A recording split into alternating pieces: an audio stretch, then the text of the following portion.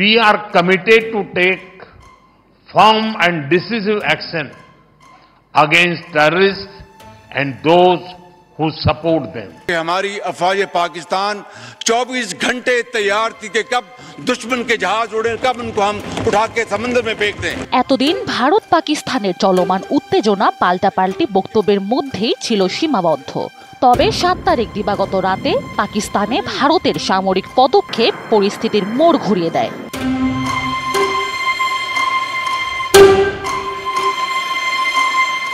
এই ঘটনার পর পাকিস্তানের প্রধানমন্ত্রী শাহবাজ শরীফ কড়া হুঁশিয়ারি উচ্চারণ করে বলেন, প্রতি ফোঁটা রক্তের বদলা নেওয়া হবে।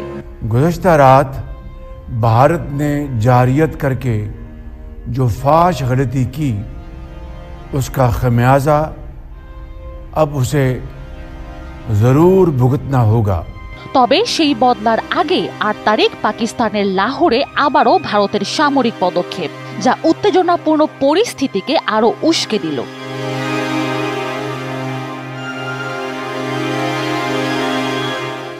এমন পরিস্থিতিতে আবারও এই বিষয়ে মুখ খুললেন মার্কিন প্রেসিডেন্ট ডোনাল্ড ট্রাম্প।